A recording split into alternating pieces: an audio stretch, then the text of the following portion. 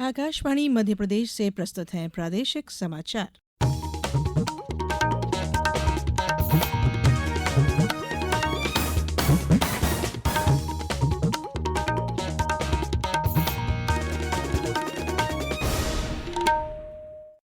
नमस्कार, समाचारों के साथ मैं धारणा सचदेव। प्रधानमंत्री नरेंद्र मोदी आज 3 देशों की यात्रा पर रवाना हो गए हैं।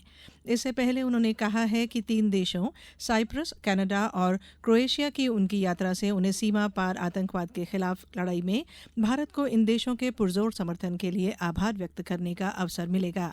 उन्होंने कहा कि इस यात्रा से आतंकवाद के सभी रूपों और अभिव्यक्तियों से निपटने में विश्व के प्रयासों को एकजुट करने में भी मदद मिलेगी। प्रधानमंत्री ने कहा कि कनाडा में G7 शिखर सम्मेलन वैश्विक मुद्दों और ग्लोबल साउथ की प्राथमिकताओं पर विचारों के आदान प्रदान के लिए जगह प्रदान करेगा। श्री मोदी ने कहा कि भारत और क्रोएशिया के बीच सदियों पुराने घनिष्ठ सांस्कृतिक संबंध हैं। उन्होंने कहा कि क्रोएशिया की उनकी यात्रा आपसी हित के क्षेत्रों में द्विपक्षीय सहयोग के लिए नए रास्ते खोलेगी। साइप्रस यात्रा के दौरान श्री मोदी साइप्रस के राष्ट्रपति निकोस क्रिस्टोडोलिडेस से मुलाकात करेंगे। दोनों नेताओं के बीच व्यापार और निवेश, शिक्षा, समुद्री सहयोग, डिजिटल संपर्क और क्षेत्रीय सुरक्षा को लेकर व्यापक चर्चा होने की उम्मीद है। मुख्यमंत्री डॉक्टर मोहन यादव कल जबलपुर जिले के बरगी में आयोजित कार्यक्रम में मुख्यमंत्री लाडली बहना योजना के तहत 1 करोड़ 27 लाख लाडली बहनों के खातों में जून माह की किस्त राशि अंतरित करेंगे। लाडली बहनों को मिलने वाली ये 25वीं किस्त है। मुख्यमंत्री इसके साथ ही सामाजिक सुरक्षा पेंशन योजना, संबल योजना और सिलेंडर रिफिलिंग योजना में हितग्राहियों के खातों में भी राशि अंतरित करेंगे। उत्तराखंड में आज सुबह केदारनाथ क्षेत्र के गौरीकुंड खर्क के पहाड़ी क्षेत्र में एक हेलीकॉप्टर दुर्घटनाग्रस्त हो गया, जिसके परिणाम स्वरूप उसमें सवार सभी 7 लोगों की मौत हो गई, जिनमें 6 तीर्थयात्री और पायलट शामिल हैं। हेलीकॉप्टर केदारनाथ से गुप्तकाशी जा रहा था। घटना की सूचना मिलते ही बचाव दल को घटनास्थल पर भेज दिया गया और राहत तथा बचाव कार्य शुरू कर दिया गया। राज्य आपदा मोचन बल ने बताया कि दुर्घटनाग्रस्त हेलीकॉप्टर पूरी तरह जल गया है और सभी शव निकाल लिए गए हैं। मुख्यमंत्री पुष्कर सिंह धामी ने हेलीकॉप्टर सेवाएं 2 दिन के लिए स्थगित करने का आदेश दिया है।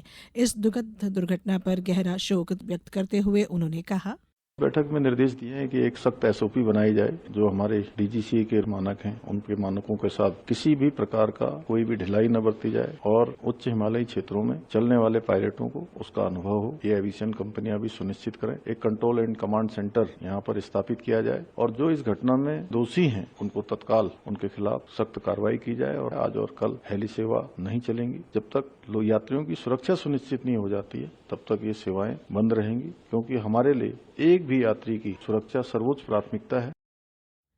न्यूनतम समर्थन मूल्य पर मूंग और उड़द की खरीदी के लिए संबंधित किसानों का पंजीयन 19 जून से शुरू होगा। इसके लिए किसान की फसल का नाम, आधार नंबर, बैंक खाता नंबर, IFSC कोड सहित भू अधिकार ऋण पुस्तिका की स्व प्रमाणित छाया प्रति संलग्न करना होगी। इसके अलावा बैंक खाता राष्ट्रीयकृत बैंक और जिला सहकारी केंद्रीय बैंक की शाखा का होना अनिवार्य है।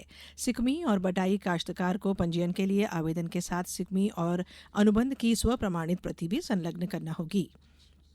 निःशुल्क और अनिवार्य बाल शिक्षा का अधिकार अधिनियम में कमजोर वर्ग और वंचित समूह के बच्चों के गैर अनुदान मान्यता प्राप्त अशासकीय स्कूलों में निःशुल्क प्रवेश के लिए कल से प्रवेश प्रक्रिया शुरू होगी, जो 20 जून तक चलेगी।